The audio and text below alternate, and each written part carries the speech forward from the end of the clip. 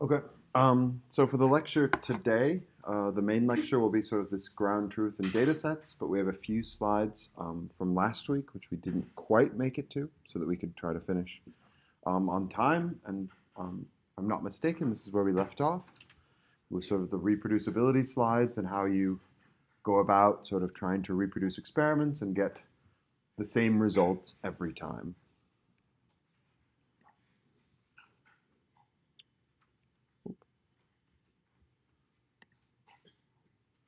And so for kind of a simple example of this, we have this idea of sort of like, if you were to tell someone how to make a soup, that you would sort of write down the instructions of how to do this. And, you'd have kind of step by step with, you'd buy whatever vegetables you need, you'd then buy meat, you'd then chop, prepare, heat water, and then ultimately add everything together, cook it, and sort of wait 5 minutes and have it be done. For whatever reason, this isn't.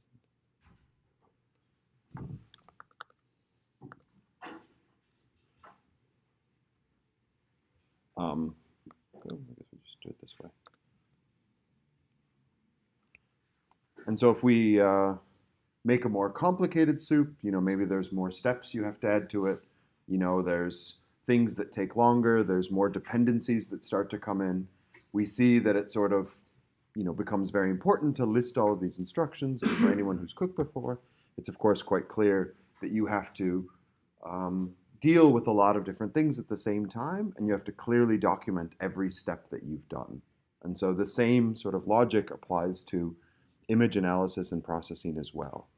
And so if we take sort of the simple soup example, we can represent it with something that's called sort of a workflow or a directed acyclical graph. And so basically, that's a fancy term that just means that you have a series of nodes that are connected in a distinct order and that there's no loops.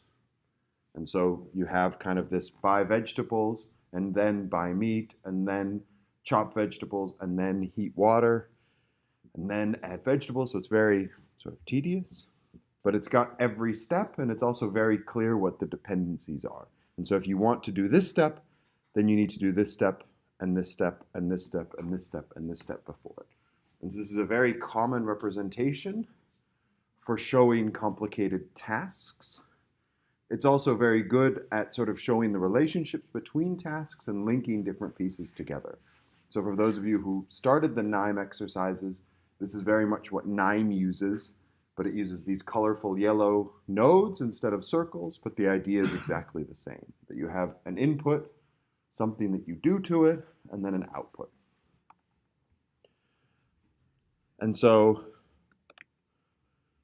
one of the things that's very useful about this is that it allows us to make a workflow very cleanly. And so we can describe, this is a very simple representation of those instructions, but we can actually do a much better job where we start to show what are the dependencies between these tasks and which tasks really need to be done in what order. And so when we saw with this original representation, we have this problem that, if you just want to go to this step of the soup, then it's probably not important to buy meat because you never make use of it. But from this graph, it's unclear that you don't actually need to buy the meat, because the way the graph is set up is it says every step depends on the step right above it, and so you can't perform any steps without performing all of them. And when you write it in this way, you can then make it clear if all you're trying to do is get to this point, that you don't need to buy meat because that's not a dependency, or it's not sort of a node above the node that we're currently looking at. And so when you can describe the task you're doing in ways like this, it first of all makes it much clearer for someone trying to reproduce your results. And it also makes it much better for a computer to try to process your results, because it can then decide which tasks get done and try to do things very efficiently.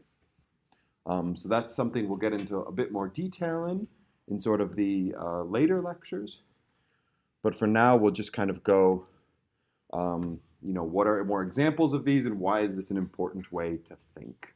So you're not actually going to have to, build anything or prove any mathematical theorems or something about these graphs. It's just to appreciate that this is a very nice way to structure problems. And so as I mentioned, sort of KNIME uses this as its primary tool, but also a number of other sort of common platform tools as well. So the way sort of Airbnb manages their workflows is with a tool called Airflow, which is now open source, where you make these sort of directed acyclical graphs to handle processing, updating your machine learning models, filing refunds, everything else. Luigi, which is developed by Spotify, so what they do to process sort of recommendations, add new music to their libraries, update music, update playlists, is done with these sort of Luigi-like workflows. Spark, which is one of the more popular sort of big data tools, uses this to describe sort of your analysis. And then from sort of the machine learning side, both TensorFlow, PyTorch, Torch all use these kind of graphs to represent problems. And so now to get into a little bit more of that of why is a DAG actually good. And so for these examples, we're using a tool called Dask, which is built into Python, but all of these examples you could easily do in KNIME or any other tool. And so now we see, if we had, a fairly simple example where, we have an array, we can use the tools inside Dask to visualize what graph it's generating. And so what Dask does is it doesn't actually run the computation. It lets you sort of string together all the steps and then run the computation at the end. And so here, we can sort of show if we just have zeros, there's really nothing that needs to be done. If we make a slightly more complicated step where it's sort of image 3 is equal to image 1 plus image 2, then we have this, we have the inputs coming in, we have this add operation, we have some terms here we don't really need to worry about, but that we're able to make a graph out of what we're doing. We can also make the task more complicated, so image 1 minus 10 plus image 2 times 50. And here, none of the computation is actually being done. It's just showing that we have our two input images. One of them we subtract something from, the other one we multiply. And then we add them together, and then that's the result.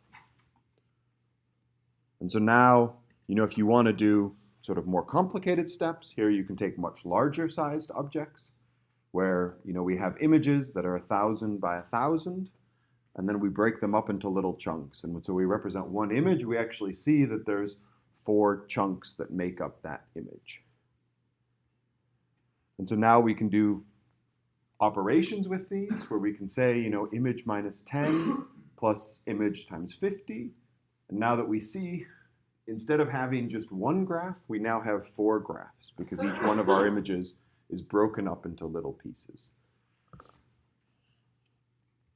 We can then do more complicated steps. So if you were to do like matrix multiplication, you would now see that you can't handle each piece differently. There's connections between the piece, and so this graph becomes much more difficult to work with, but is able to handle a more complicated task.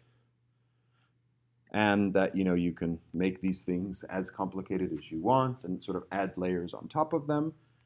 And what's very useful about this is you're able to see exactly what's happening, and that the more complicated breaking up of tasks and distribution and everything else is handled entirely by the system. So here you don't have to worry about, how much memory is this taking, which processor is running on this, is it using GPU or CPU? That handles all of those things for you. And so that's one of the things we'll cover in more detail in future lectures, but it's just sort of an awareness for these tools. Here we can go to convolution, which we'll cover more next week, but that's where you sort of slide 2 images over each other, and that this is then a much more complicated operation, but the tool still allows us to visualize and have sort of a clear, fairly clean representation for what's going on. In deep learning, this becomes incredibly important. So if we look at sort of one of the more popular models like ResNet 50,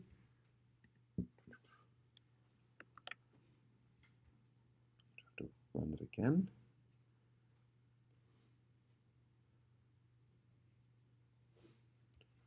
we can actually sort of show the model, and we can see this works in exactly the same way as other blocks. And so you don't need to be aware of what these layers are.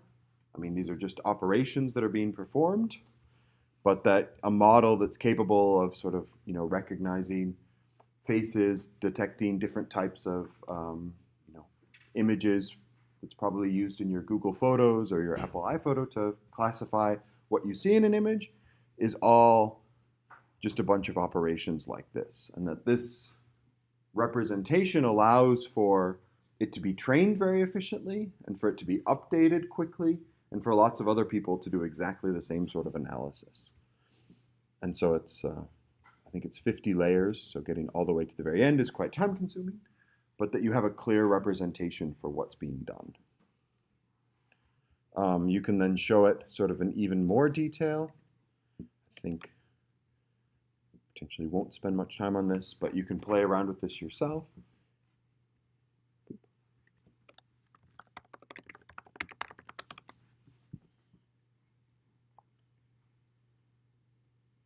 Yeah, so here you have a more interactive view. Zoom in. Where you can zoom into different parts of the model and actually see which steps are performing, what the whole graph looks like. And so this is another way to kind of view those same sort of tools. But the idea is that this representation makes your life much easier, and it's very common. And so lots of the modern tools that are doing machine learning, image analysis, and these tasks use this as sort of an underlying representation. And so if you can start to think about writing programs and solving problems in more of a workflow way, instead of, a list of this, then this, then this, then this, you can represent your problems better and have a way that lets other tools easily use them and sort of switch quickly between.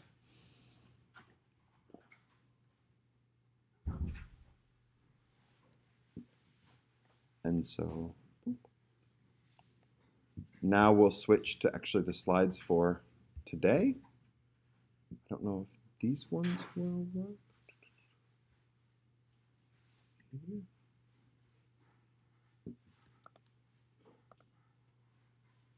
Okay, we can try the slides again, but I'm not sure if it'll work well. So this lecture is then about ground truth, sort of building and augmenting data sets. Were there any questions on that last part? So again, it's something we'll get into more detail. Don't worry if you don't know these operations or haven't seen these things before. It's just to be aware and to sort of see that it's not a pointless thing that just is done for this class or that only NIME uses. It's actually a very common representation. So for the ground truth lecture, which is what we're actually supposed to do today, and for whatever reason, the slideshow mode appears not to be working. As sort of an overview, we'll talk sort of a little bit about motivation. Then we'll switch into some creating data sets. So what are some famous data sets? What types of data sets that exist? What makes a good data set? How can you sort of go about building your own? And then we have sort of this, Kathy Scott, which is a very famous person in the machine learning community, sort of scrape, mine, move, annotate, review, and pre-process. And so those are kind of the steps that are typically involved in coming up with data sets. And, we won't go into all the details there, but sort of an awareness for what things usually take place, what tools are available, and what normal groups are doing in this. Then we'll talk a bit about augmentation. And so how can you sort of make your data set bigger? What sort of operations can you do? When do they make sense? And what are the limits of performing this? What is possible here? And then finally, a little bit about baselines. And so baselines we'll try to cover kind of when you build these data sets, when you're trying to see how well can a model work for the problem that you're working on? What's your ground for comparison, or what else are you looking at with this? So with this, there's obviously a large number of references. A lot of this is newer material, and so it's less available in books and more available in sort of papers and articles. So feel free to look through these articles and click on these links to figure out more details on this. And so, for the motivation of this, you're probably taking this class because you're excited to learn about sort of tools and algorithms and analyzing your data.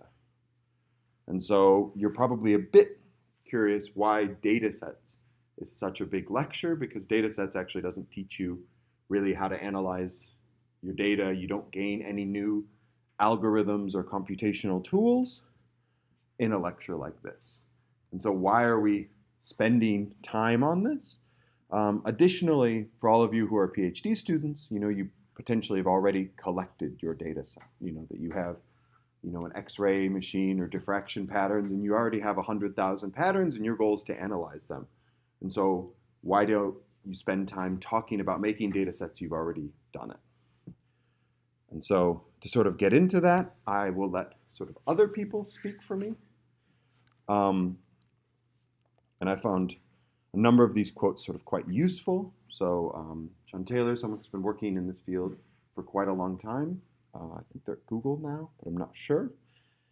As enthusiastic as he is about AI, he's created about 1,000 times more value from careful manual analysis of a few high-quality data sets than from all the fancy ML models he's built. And so this is someone who's built thousands of models, has spent their whole life programming incredibly complicated algorithms, and yet the value that they've created isn't in this programming or writing fancy code.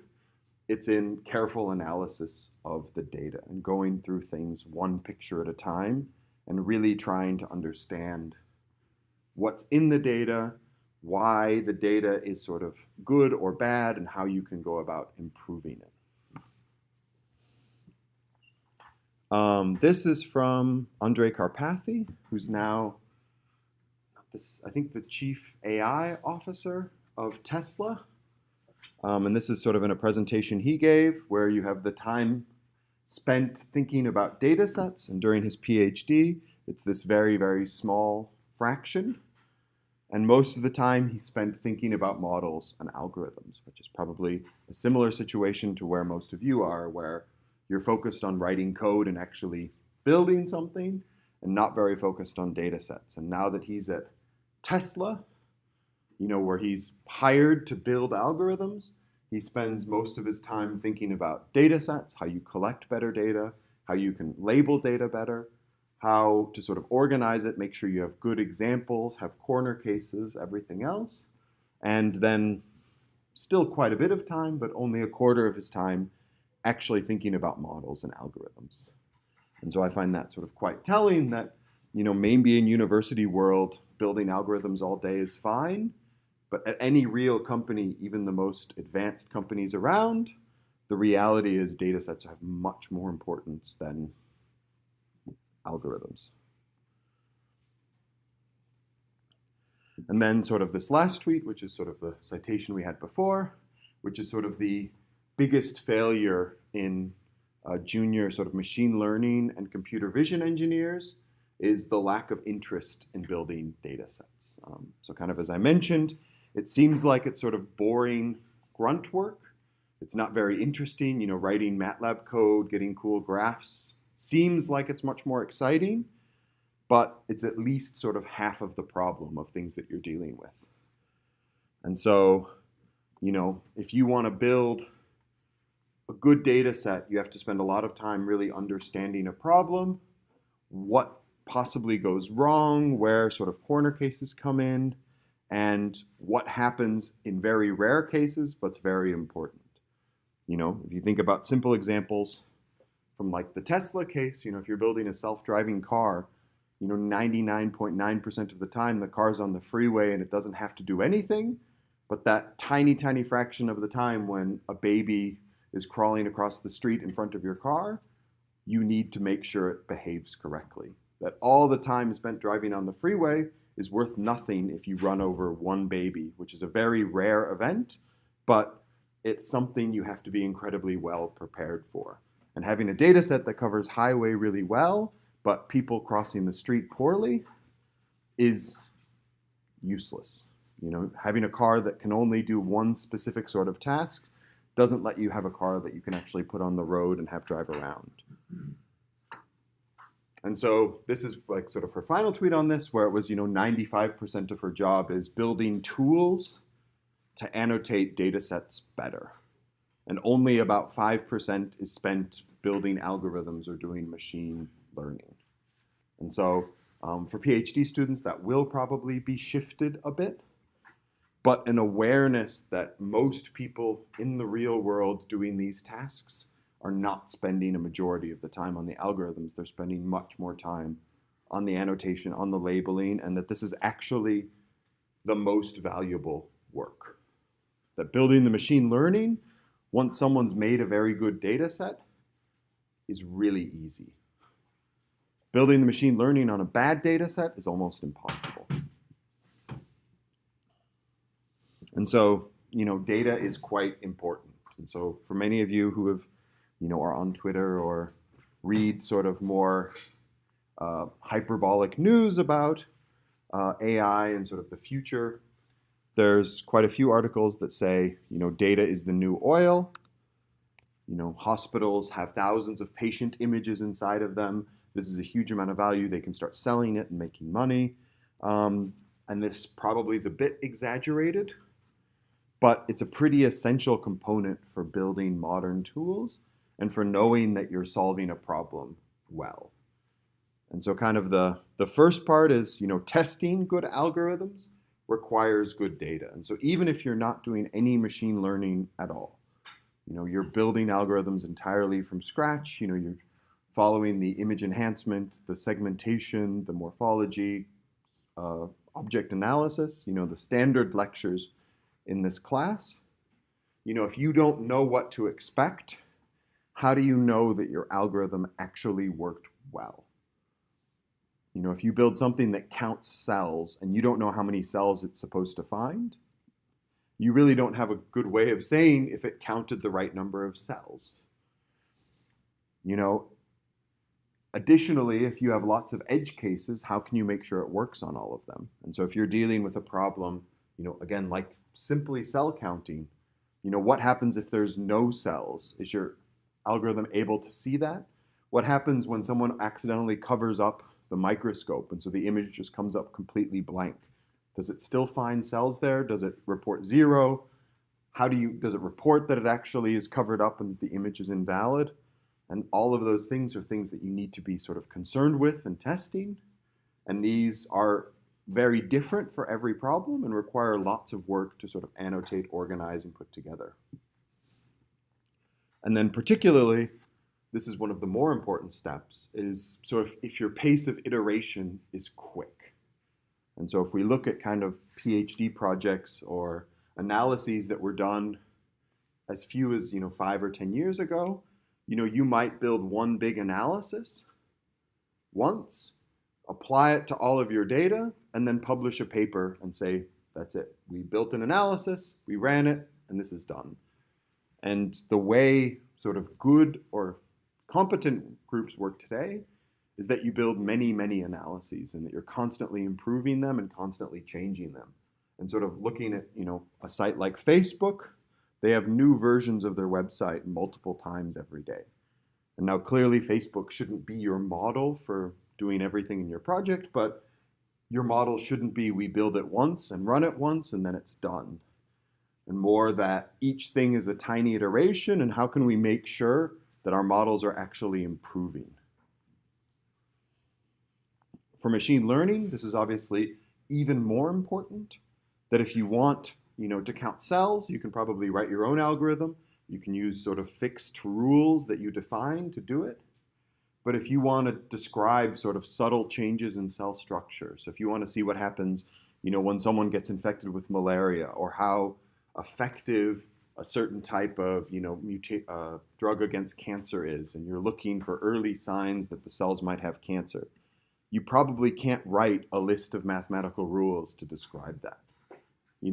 cell looks funny shaped, has interesting texture inside, slightly different from normal cell texture, is something that's fairly difficult to quantify, even with the tools that we have. But it's something that if you have lots of example data, that you can build models that are able to do that for you. Data is reusable. So this is one of the biggest things, and also sort of why the value of data is so high for a lot of these projects, is that well-organized and structured data is very easy to reuse. So another project can easily take your data, combine it with more, or try a new algorithm on your data and get even better results. Algorithms, on the other hand, are typically very difficult to reuse. And so I guess for any of you who've gotten code from a former student and tried to run it again or change it, my guess is most of those experiences were not very good and probably involved you either having to rewrite lots of it or finding major mistakes or other kinds of issues. And that's sort of the other trade-off, that if you spend 1,000 hours making a really good data set, other people can benefit from this and use this as the basis for their analysis. And if you spend 1,000 hours writing an algorithm, chances are, unless you're truly brilliant, that algorithm will never get used again, or might get used in your lab for a few years and then completely forgotten. But that if you build a really good data set, this could be used for decades, and the sort of same work can be leveraged by a large number of different groups. And so that kind of transitions well into famous data sets. And so these are groups that have put together data sets that have been reused thousands and thousands of times. So the first one is this sort of MNIST digits. And so this is from sort of the National Institute of Standards and Technology, and I think the M stands for modified since it's a slightly different version of the data set. But basically it's a number of fairly low resolution images, and each one of them has a different digit inside it. And so if we, you can see the data set there. I think it was originally made maybe as early as the 70s. And I think the original purpose for the data set was they wanted to have an algorithm to automatically identify what numbers you wrote on checks. And so if you wrote a check to someone, which is still used in the US, obviously not very much in Switzerland or Europe, and you write, $625, they want a system that's able to read those checks and parse it. And so what they decided was, rather than spending time trying to come up with a bunch of rules, if it's sort of a straight line, then it's probably a 1. But if it's, has a curl in it or loops in it, then it's probably a 6 or a 9 or a 0. And trying to come up with rules was a very difficult thing to do. And as you look at these numbers, you don't have to look at very many to realize this is a really tricky problem. That, an O is a circle, but the circle's not always closed. And, a lot of these digits, I think most of these are fairly clear, but like that digit is probably a 9, but could potentially be a very strange 4 or just a 1. And so a lot of them also are not super clearly identifiable. And so, they decided that the value here was to come up with a really large collection of digits that are labeled, and so we know what they're all supposed to be. And then other teams can try to come up with rules and algorithms to automatically classify these images into different digits. And as you see, this is a sort of fairly simple data set, but quite valuable. And so over here, I think it's 60,000 examples and a test set of 10,000 images. And so they spent a huge amount of time collecting kind of all the different possible images you could get with all the variation that comes inside. And if you look just very simply on Google Scholar and go MNIST, there's around 25,000 papers that have been built, if not more, from just this data set. And then there's obviously even more that cite papers that are taking this data set and enhancing it or adding more data to it or different kinds of problems to it. And so there's a huge amount of value that was created in organizing this one really good database of images so that other people could try to build algorithms on top of it. And this is also sort of where it's important to identify your own strengths. And so, you know, a lot of groups at ETH have access to microscopes or samples or experiments that you don't have access to anywhere else. And that, you know, the value you create is probably a lot more in making a really well labeled data set, adding your expertise to say, you know, what is inside of this, what does each one of these images mean, rather than trying to collect the data, sort of look at the data yourself, and then build the best algorithm on top of it. And so if you make a data set like this, you kind of outsource that task of building the best algorithm on top of it. One of the more famous ones, and this is the one that sort of like brought deep learning into the sort of really popular realm, is this data set and competition called ImageNet. And so it's sort of a image database with 1,000 different categories and more than 1 million images inside it.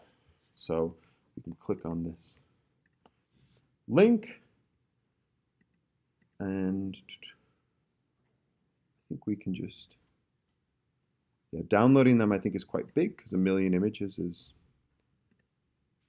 do we just see? Yeah, so we can see some of the different categories and the images that they have, but that you have images with, you know, child, kid, man, people, case, house, room, dwelling, website, kind of all kinds of different categories. They're also working at making this sort of more hierarchical so that rather than just saying, you know, house, that you could sort of have this house is a subcategory of domicile to make the problem kind of more useful for other systems. But that basically ImageNet was the major, or still is one of the biggest competitions in computer vision, where the goal is to take these 1 million images and somehow build a model that can categorize them into these 1,000 different categories. And the categories aren't just dog and cat, but a lot of them are sort of very specific, like wolf versus German shepherd, which means it must recognize sort of high-level features, like, you know, is there an animal present, but also very detailed features, like what kind of fur does the animal have, in order to make that separation. And so this graph is one of the more sort of telling graphs about this, where we see sort of what models were used and what the accuracy was. And so if you go back to sort of 2010, the top accuracy on this was 28%, which our error rate was 28%. It goes down to 6, yeah.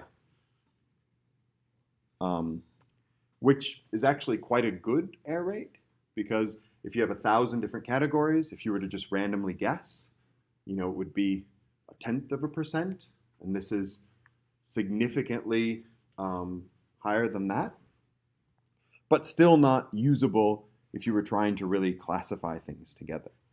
And as models and sort of deep learning became more and more popular, so these were sort of the shallow approaches, these were the first deep learning models, and this was as of 2015, and I think since 2015 it's obviously continued.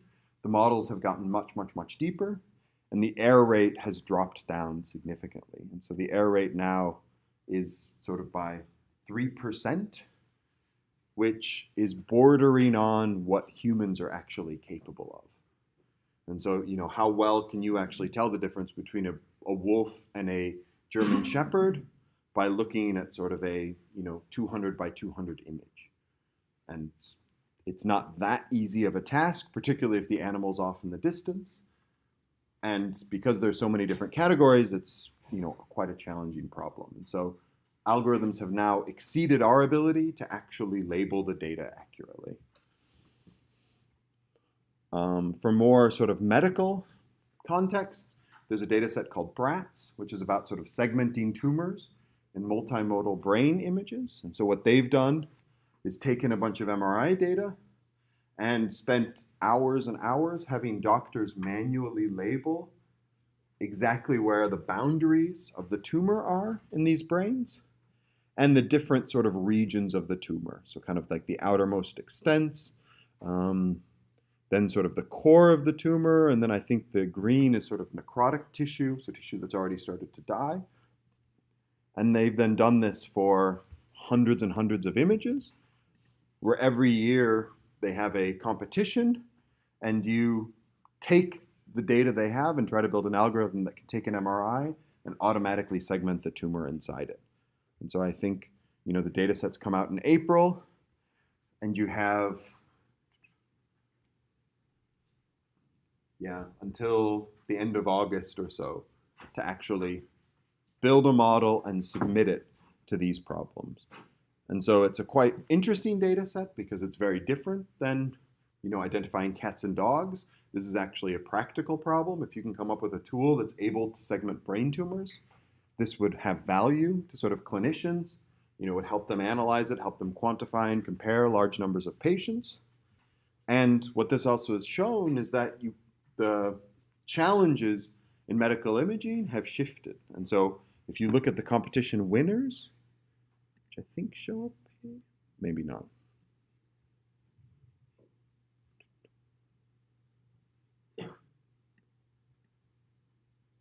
Oh, the leaderboard. So here you can click on the leaderboard, and you should be able to see.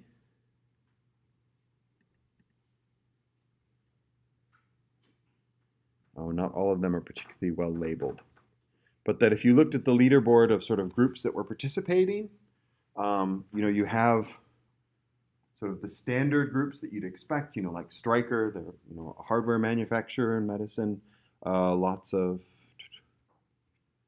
the names here are not very helpful. But there's lots of groups, Quimenta has been making algorithms in the medical space for years. But I think 2 or 3 years ago, Google won this competition. And Google obviously at that time didn't have, any doctors employed.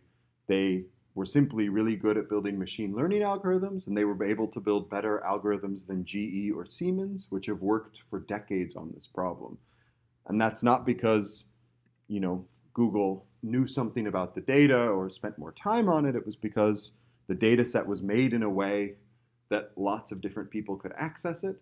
And the people with sort of the best machine learning tools were able to solve the problem, not the people who, had the most experience, that they were able to package all the medical understanding you needed into the data set itself so that models were able to learn it. And so, competitions like this just sort of illustrate that a lot of the, expertise you have can be put into these data sets so that algorithms are able to learn it, and the people who can build the best ones end up sort of solving your problem rather than you having to collect the data, incorporate this, and then build algorithms on top of it. And so kind of what story do these data sets tell us? Each one of these data sets are very different. The images go from sort of fewer than 1,000 pixels. If you look at the MNIST data set, they were very low resolution images, to images that had more than 100 megapixels. So the sort of large MRI multimodal scans are 3D images that then have a number of different channels representing kind of all the data that's collected in it. But what they've really shown is how analysis has changed. That, handcrafted features, which is what were used before, a handwriting expert using graph topology to sort of look at how a letter was drawn or a number was drawn in order to identify which digit it probably is, are the kinds of approaches that were used before to do handwriting analysis. A computer vision expert using gradients or oriented gradients inside of these images to try to decide if that's a face or not. Biomedical engineers sort of incorporating knowledge about what's healthy and unhealthy, clustering tissues, using patterns, setting thresholds. All of those approaches were what people used to use to solve these problems. But today, every single one of those problems is solved with sort of machine learning or deep learning approaches. And so when you have a large enough data set that's built well enough, other approaches are able to get much better results than you are by sort of hand tuning and manually making these very complicated algorithms. And so kind of the question is that, deep learning always wins, and that's not the point. There's a deep learning lecture at ETH. There's dozens of deep learning lectures online that you can take. They will certainly cover this in much more detail. The point of this is really that having an organized, clearly defined data set lets lots of people work on the data set for you. And so it enables better solutions than what you can come up with yourself. And it enables sort of people to reproduce what you've been doing. And so it's not just, I trust that this lab has done everything correctly, but by having these open available data sets, you're able to have lots of people working on the same sorts of problems, trying to find problems in it, and improving the results that you get out. So if you're interested, there's grandchallenge.org, which has a huge number of biomedical area data sets and challenges where you can look for data, try to see what they've organized, use it as a reference for making your own. Kaggle has a huge number of data sets on it. So it's a site I mentioned earlier, and some of the exercises in the future we'll use. And so if you go there, I think there's 25,000 data sets that are available. And you can make your own and upload new data sets to them. Google also has a data set search, so that you can search for data sets and try to find a data set that kind of fits or is similar to your problem. So are there any questions on that? If not, I think we'll take a short break before the rest of the slides. Okay.